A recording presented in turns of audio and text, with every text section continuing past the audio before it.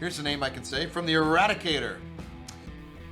Hello and welcome to this channel, everybody. This is the Eradicator, and in this video we are going to talk about Star Citizen Alpha 3.6. Let me do it again. Star Citizen Alpha 3.7.1. Oh, so many 3. Blah blah blah blah blah. 3.7.1. But guys, got a little surprise here for you. It is back in the PTU, which is quite surprising, but at the same time not so surprising because, well, it feels like these patches, these quick fixes seem to be rushed. You know, you see what I mean? They seem to still have a lot of issues when they get to the PU, and worse, they seem to be working better in the PTU than in PU, which in my opinion is really a big issue.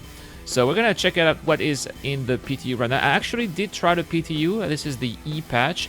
I've actually been playing it a little bit, and so we are going to see what this involves. So we're gonna check out a little bit the patch notes. So there's by the way, we got some bad news for those of you who have been making millions of Alpha UEC. This is actually a message that comes from Bayo of Red, who is in charge of the of PTU. Basically, he says that once we go live, a database wipe is planned to accompany this hotfix patch to fix the myriad of account reset issues discovered in 3.7.1. We take the decision to perform a reset very seriously and try to do them as infrequently as possible. We don't perform unscheduled wipes unless we have exhausted all alternative options and are sure it will make your experience significantly better. And this is one of those cases. So unfortunately, this means that, well, I got about 1 million Alpha UEC in the verse. I'll be doing a live stream later, and I'll be spending that money. I'll probably buy an Avenger, and we'll try to pimp that Avenger. We'll see what we can do. Avenger is about 700,000 Alpha UEC, so we'll be going to our corp, and we'll be pimping that Avenger. And yeah, we'll be doing some combat mission with it and see if it's worth buying or not, right?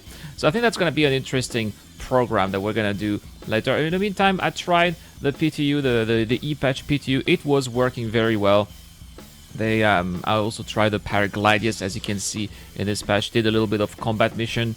Everything went absolutely fine. Then I went into Quantum Travel. I tried to go to ArcCorp, and eventually, well, I stopped recording because if you fly from ArcCorp, from Crusader to ArcCorp with a Gladius, it's actually going to take a very long amount of time.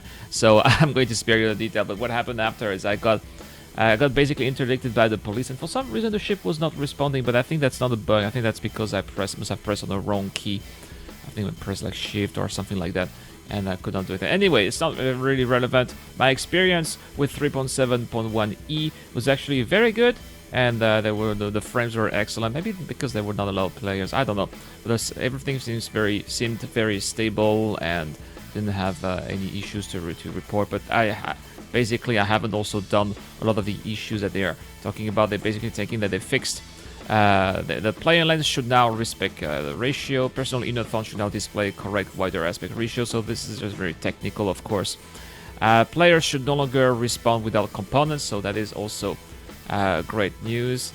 What else do we have here? The Paragliders should now be available. Well, obviously that's what you can see in this video. So yeah, they also fixed a server crash, and players should now see a message error if they're unable to connect the game on initial load. Now, is it going to be the final, is the E-patch going to be the final build in the PTU? I don't know, because they still have quite a lot of issues that we can talk about as well.